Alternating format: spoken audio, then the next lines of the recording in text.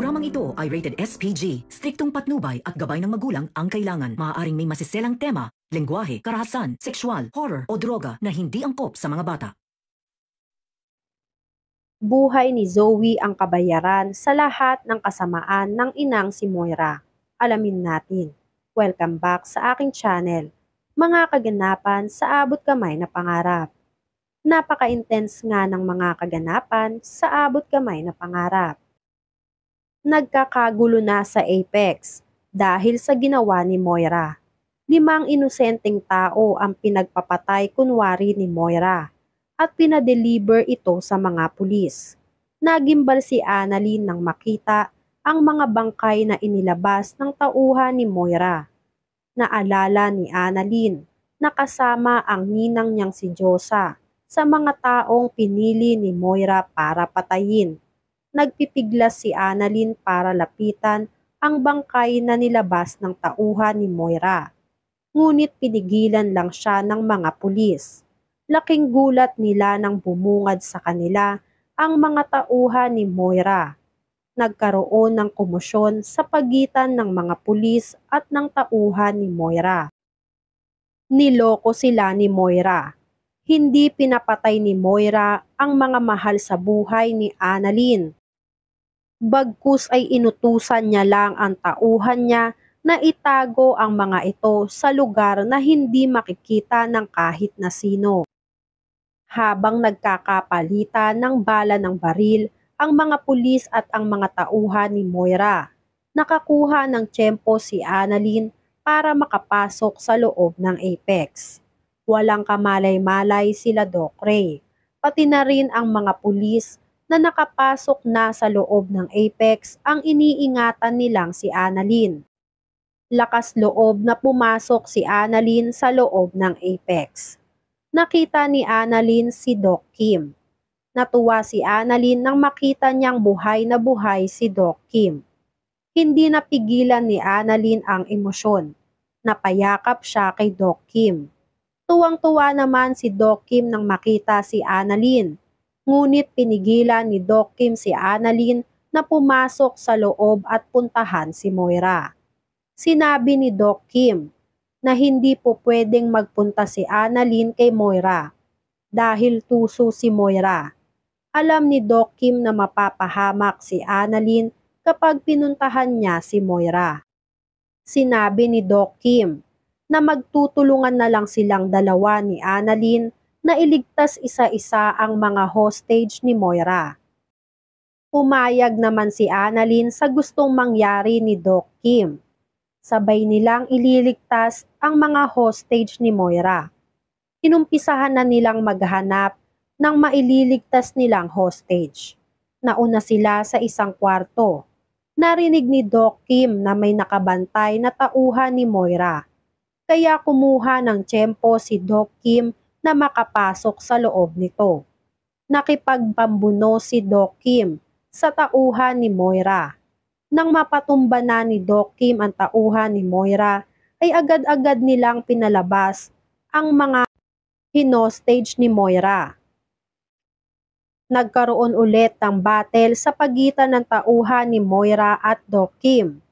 Napatumba ulit ni Doc Kim ang tauhan ni Moira. Akmang paalis na sana sila ni Annalyn nang biglang may dumating na isa pang kalaban.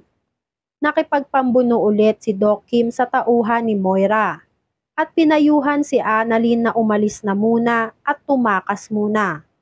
Susunod raw si Doc Kim kay Annalyn at nang mapatumba na ni Doc Kim ang tauhan ni Moira ay agad na siyang sumunod kay Annalyn. Sinundan siya ng tauhan ni Moira at nabaril si Doc Kim sa binti nito. Iika-ikang maglakad si Doc Kim habang nagtatago palayo sa tauhan ni Moira. Sa loob ng Apex, iniisip ni Doc Luke at ng isa pang nurse kung paano nila matatakasan ang mga tauhan ni Moira, lalong-lalo na si Moira. Nagkaroon ulit ng brownout sa loob ng Apex, kaya nakakuha ng tiyempo ang si Doc Kim at ang isa pang nurse na makatakas at makalayo sa mga tauhan ni Moira. Habang si Moira ay nagtataka kung bakit nag-brand out sa loob ng Apex, samantalang maayos naman raw ang generator ng Apex. Napag-alaman nga ni Moira na nasa loob ng generator si Annalyn at si Doc Kim. Kaya inutusan agad ni Moira ang tauhan niya na magpunta at puntahan si Annalyn at Doc Kim. Siguraduhin raw nila na hindi na sila matatakasan pa ni Annalyn dahil si Annalyn na lang ang kulang sa pamilya Tanyag at makakapaghiganti na raw si Moira sa pamilya Tanyag. Sa labas ng Apex, galit na si Doc Ray. Gustong-gusto na niyang mailigtas lahat ng tao sa loob ng Apex. Ngunit sinabihan siya ng mga pulis na mag-antay lamang sa mga prosesong gagawin nila. Gusto ni Doc Ray na walang casualties na mangyayari sa hostage taking. Pinangako naman ng mga pulis na gagawin nila ang lahat para walang mapahamak at mailigtas nila lahat ng tao sa loob ng Apex. Nagkita ulit si Annalyn at Doc Kim. Nakita ni Annalyn na may tama ng baril si Doc Kim sa binti.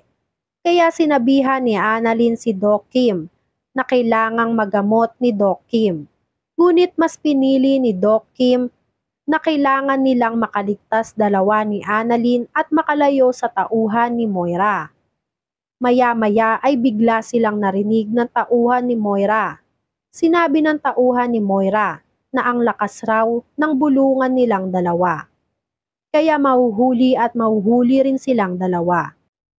At dahil sa tama ng bala nitong si Doc Kim, minabuti ni Annalyn na siya na lang muna ang magpapakita sa tauhan ni Moira. Kaya pinagtago ni Annalyn si Doc Kim sa gilid ng harang para siya lang ang makita ng tauhan ni Moira. Hindi nagkamali si Annalyn dahil nakita si Annalyn ng tauhan ni Moira. Tinanong agad ng tauhan ni Moira kung nasaan ang kasama ni Annalyn na isang incheck. Agad-agad namang sinabi ni Annalyn na tinakasan na sila ng kaibigan niyang incheck. Naniwala naman agad ang tauhan ni Moira. Sinabi ni Annalyn na siya na lang raw ang kunin ng tauhan ni Moira. Tutal naman daw ay siya naman ang kailangan talaga ni Moira. Sinabi ng tauhan ni Moira na matapang raw si Annalyn dahil kailangan na ni Annalyn na magpunta kay Moira.